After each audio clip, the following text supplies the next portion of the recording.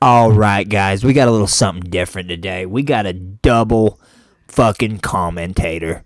It's Blaze and Lucas coming at you with Was Moloch a Real God? From your favorite schizophrenic, the simulated Leviathan. Let's fucking roll. Moloch. Moloch. Horrid king, besmeared with the blood of human sacrifice and the tears of parents. That's how John Milton describes Moloch within Paradise Lost. Within Paradise Lost, there's a war in heaven between Satan's angels and Michael's angels. Now, Satan's angels lose, and 1/3 of these angels become fallen angels, and they fall into hell, and they are kept there for now. Within hell, they hold court. They create pandemonium. Isn't it weird that there are 200 fallen angels and there's 200 craters on Earth?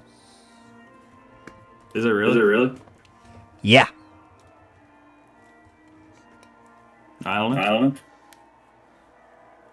I'm gonna put this dip in. Years later.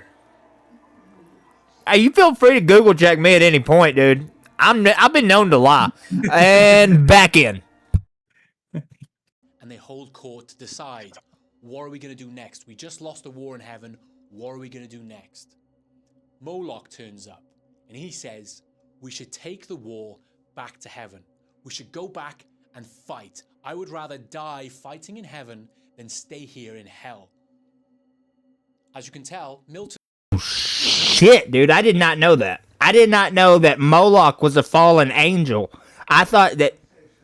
Dude, that makes sense. But if you think about aliens and angels is the same thing as like if you think a god is an alien, it makes sense that there's other gods, but he's the only god. You know what I mean?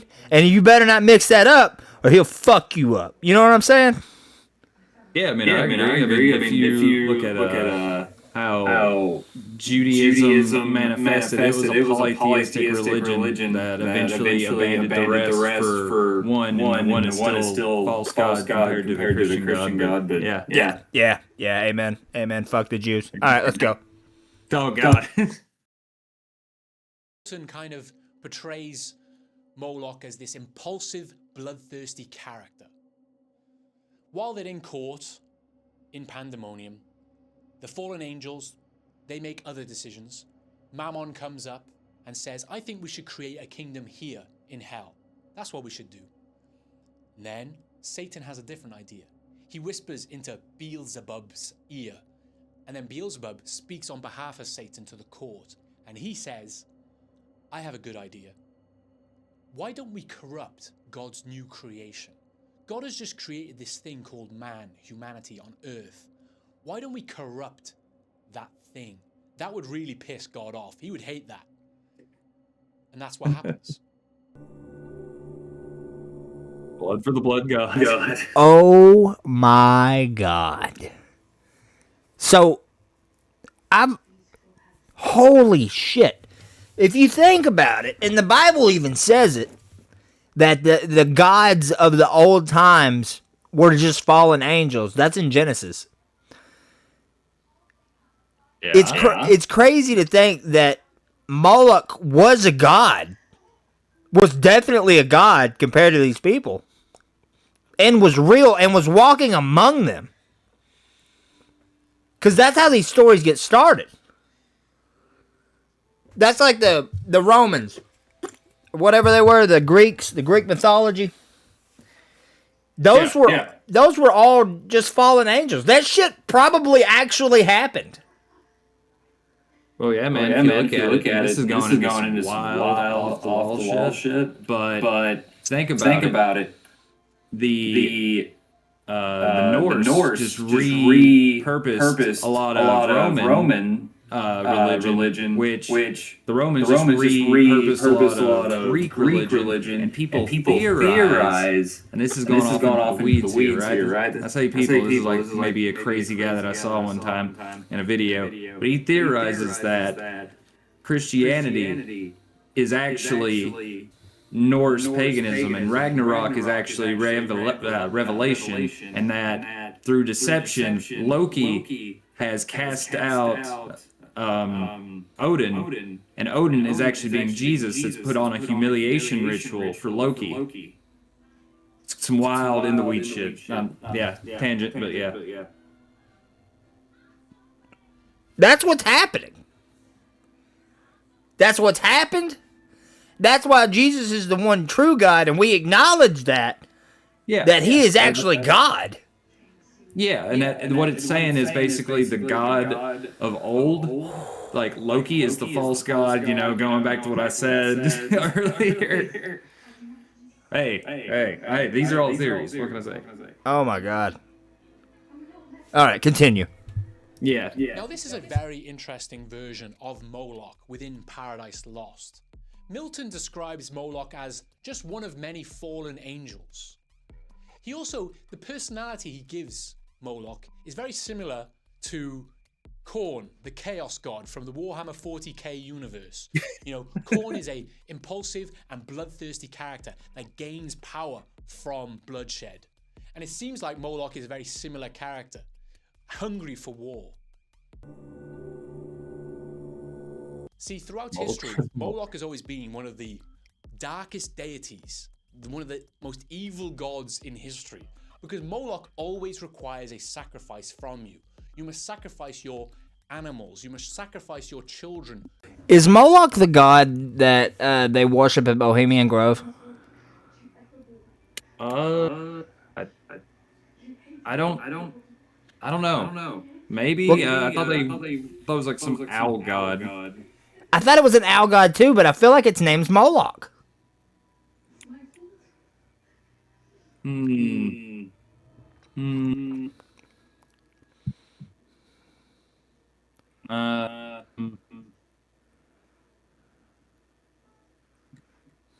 don't know. I thought the Bohemian Grove was Baal. Is it Baal? Yeah, I think so. Baal's another one. Fallen angel. Oh, wait a minute. According to what it is, I guess it could be interchangeable. I don't know. Maybe they're the same. Maybe they're two different sides of the same coin. Moloch and Baal? I do research and now I get confused. Okay. All right, continue. Yeah, whatever. Moloch in order to gain rewards. That's the concept. In more modern times, we might vision Moloch as a bull-headed human or a bronze sculpture of a bull-headed human where people would pass their children in flames in order to gain rewards. That's how we vision Moloch today. But some scholars, esoteric and, religious scholars, historic scholars, have now said that Moloch actually comes from the etymology of the word Molch, which is a Molch offering. That is the ritual of sacrifice itself. That's what Moloch is. It's actually just the ritual. And from that, people have said that because of that, Moloch has never been a deity that anyone has ever worshipped. That's what some people are saying. Scholars would disagree with that, of course. They would disagree. That's why I was getting confused, because I just did a little search on it. It was like, this doesn't make any sense anyway. And then it delves a little further into it. That's wild, man. Did you know that? You know about Balenciaga, right? I mean, I've heard some they're doing some bullshit, but the name, I can't even say it, but it says somebody is king. Oh, okay. That's the name. That's the translation. I'm not gonna say it because obviously he is not king, and he can go fuck himself. Continue on. Because Moloch has become something much bigger than that since then. No one would deny that actually people did give a Molch offering to a deity called Moloch. That's what happened. See, that's how things develop over time. Just because the word Moloch maybe originally meant the ritual sacrifice doesn't mean it didn't become a deity. For example, this is just how things happen. Like in Greek mythology, you have Nike, the god of victory. But the word Nike, before the... Is that real? I mean, probably. Holy shit. Yeah. Okay. Interpretation of the concept of victory. Yeah. Okay. Continue on. God was Yeah, even sure. personified meant victory. And then it became, that's what happened. And then the word victory, as we use it today, comes from the word Victoria. Victoria was the development of Nike. See how this is just how things develop. Look, another example would be Mammon, who is the other fallen angel in Paradise Lost. Mammon originally meant greed or wealth, and then became personified as the god of wealth. Within the Bible, I think God says, you cannot give yourself to God and Mammon. And then from that, people were like, we should personify this greed into a god, the god of greed, Mammon. That's how things develop over time. So basically, what he's saying is we thought a god into existence.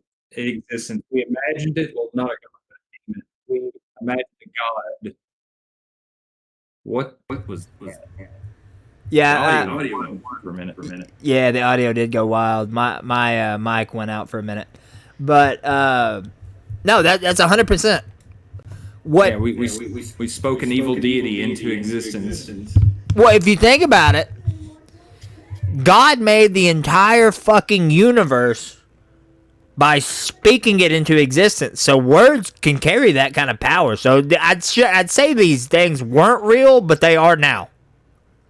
I mean, if honestly, like it makes sense. We were created in His image. We're created in His image. We obviously have some sort of. Oh, we have powers, whether or not we know it or not. Yeah. I can make stuff blow up with my mind. We'll talk about that later. Continue on. Also consider this. Throughout history, traditions and gods, they merge. They overlap. Ideas overlap. Many gods are derivative of older gods from different traditions. We know this. You know this. I want you to imagine this. Imagine that you are a Roman soldier. Pretty cool, right? Imagine you are a Roman soldier and you enter Carthage. And when you arrive at... Again, I've been to Carthage. Ain't nothing there but a goddamn red light. A couple times. Hell, I used to go fishing in Carthage. Quite a bit, actually. Go down to Candy Fort. Anyway, continue on. Carthage, you witness the people there offering up children to a giant bronze statue with its arms out. And people present their children to the flames, and they sacrifice their children to this gold bronze altar. Not only that, the women are told that they are not allowed to cry. They are told they cannot grieve. If they show any grief, it ruins the whole ceremony. If you were a Roman soldier... Can you imagine how hard that would be to do? Just kill him. Go ahead. Also, you better not grieve. You better not show any emotion. You do that, you're gonna die too. Just stand there. Watch it.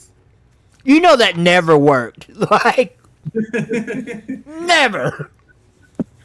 Continue on.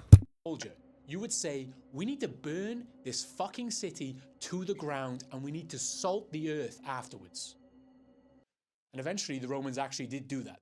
They did do that. Now this story of the child sacrifices at Carthage, it was actually originally a Greek story that was rewritten or redocumented by the Romans later on, after the conquest of Carthage. And many people believe that this story is fake, like there was no child sacrifice at Carthage. Although archaeologists have found piles of cremated children and signs of ritual sacrifices at the grounds of Carthage. So, it seems very likely.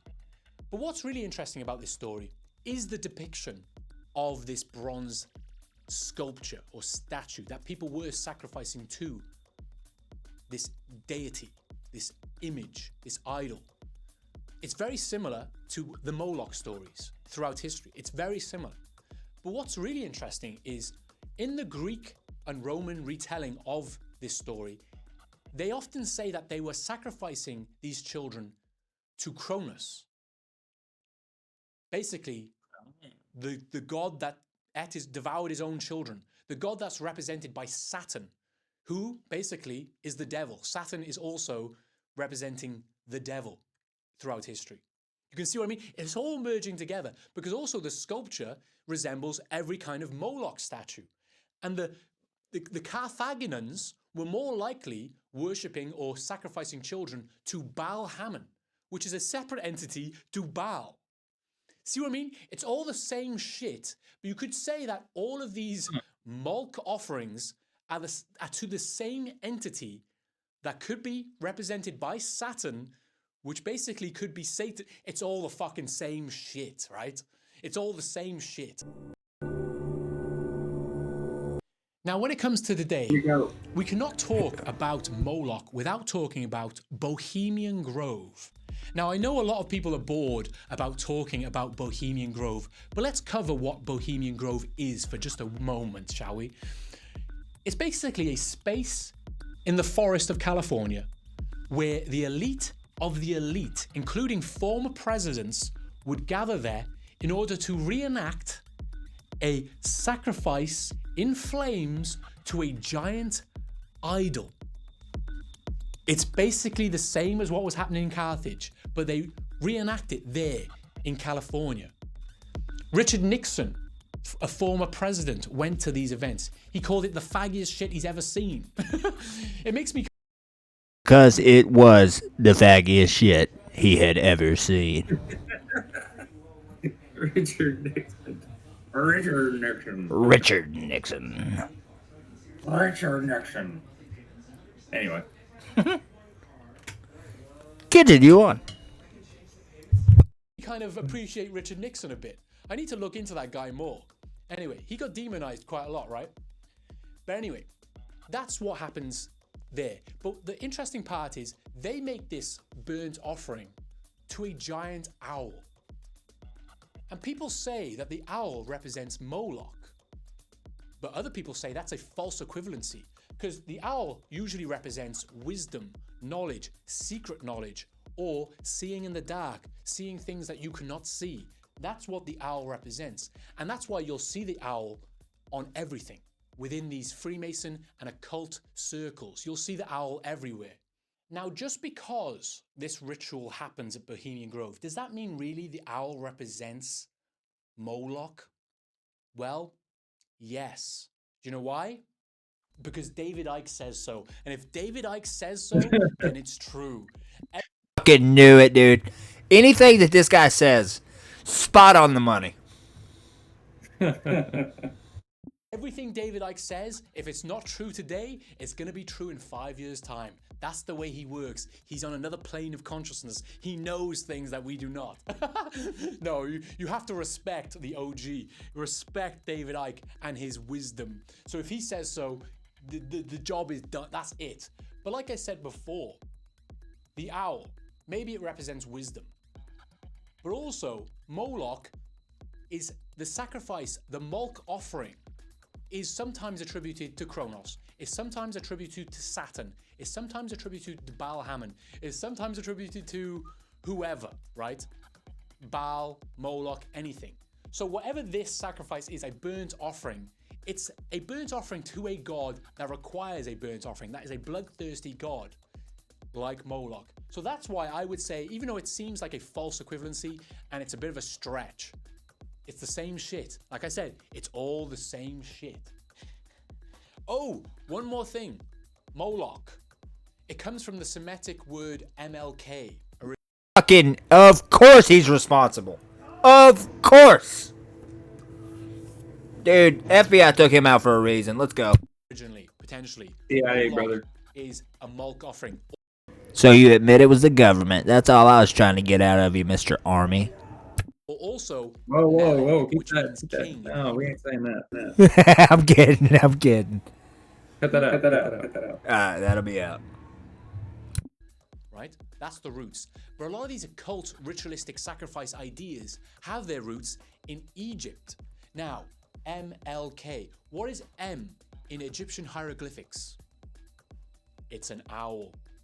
Case closed. Case closed. Also, MLK stands for Martin Luther King. Was Martin... I fucking say, dude. He was involved, dude.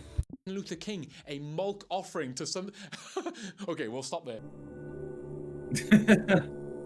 Now, as you can see, Moloch has kind of taken on different forms throughout history in one way or another, but it always surrounds the idea of sacrifice. And in more recent times, Moloch has become like a metaphor for sacrifice. There's a great essay called Meditations on Moloch by Scott Alexander. I'll link it in the description. But he basically says that Moloch is the system as a whole, and we are sacrificing our time and energy to it. And we are sacrificing our children to this system by putting them through years of education, which really doesn't amount to much other than sacrificing their childhood in A fucking man, dude.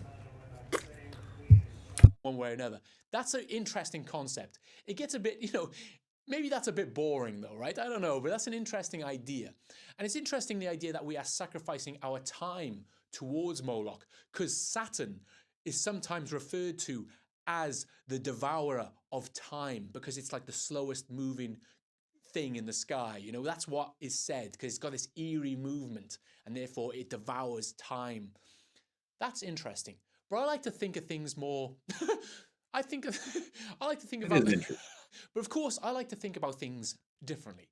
Like, I prefer to think about Moloch as the elites of today literally sacrificing people to some sort of deity in order to consolidate money and power. I like to think of it that way. Not even in a metaphoric way if you think about the Jeffrey Epstein files, but in a metaphoric way. Because I want you to consider this. Like I said in my previous video on my other channel, World War I, World War II, 100 million people died. That was a Moloch offering towards a deity. And a small number of people capitalized on this, and they consolidated power and money. And they did gain rewards from Moloch. And even today, like, you can think about wars that are happening around the world today. Are they ritual Israel. sacrifices in one way or another in order to consolidate money to a Hey, small group of okay, people? I got one thing to say to that. They always Continue. Thing to say about that. So he's talking about like the wars happening today and great sacrifices and whatnot. What is the country that's below Egypt? Some shitty Stan or something? No, it's not a Stan. Is it Iran? Shit. No, there ain't shit happening in either of those. Sudan. So in Sudan, since fall of last year, has basically been having a massive genocide happening. Like 500,000 people in like a month. Jesus. I don't think it's that it's like 500,000 people in like the span of a year. Like they are massacring entire villages. They're not singling anybody out. Men, women, children. Pets, Well, I mean, if you're gonna kill them all. Oh yeah. Like they are literally. It is a genocide out there, and it is the funniest thing, right? It is the most petty nonsense, right? They had like the black Arabs and the blacks. And black Arabs were saying, y'all aren't black enough or something, and they just went out and straight massacred each other. That's one was insane. obviously Christian, one was Islam, so there's that. So. Yeah. Muslim. Yeah. But anyway, Sudan crazy. Anyway, Moloch offering, genocide to other religions worshiping the same sort of satanic god. But yeah. Anyway, go on. Continue. have been. That's how the system works. People are giving Moloch offerings to something in order to consolidate money. They are feeding the blood. They are giving blood to the blood god. That's what they are doing. And consider what's happening right now. As I'm recording this today, Iran is getting bombed and there's this conflict going on in Iran, in the Middle East. Who is benefiting from that? Who is benefiting from that? These deaths that are happening right there and right now. Who is going to benefit from that? The same in Ukraine right now. Who is benefiting from that? Is it the people? It's sad to think about. I always think it's sad to think about when the idea of a ritual sacrifice. The funny thing about Iran, actually, is they recently burnt a giant effigy that resembles Moloch. I think it has Baal on the inscription on the chest. They Yeah, say that's it's crazy. Baal, Star of David but on the head. it's it's a similar vibe. Is it crazy? I mean, is it? Moloch, Saturn, Satan, Kronos, whatever you want to call it. They basically burnt an effigy that represents evil, and then literally weeks later, they are getting bombed by Israel and the United States. Isn't that? I'm proud of them. Don't you? Isn't that strange? It makes you wonder sometimes, like, who are the good guys? You know, who are the good guys? Anyway, that's a geopolitics. Guys, I really don't know what to say about that. Moloch was definitely real. He was a fallen angel. Lucas, you have any comments? No, I've said my piece. I've said my rants. Well, I'll tell you what, guys. The only thing I know is you can like this video, comment down below, subscribe for more, and I'll be back tomorrow.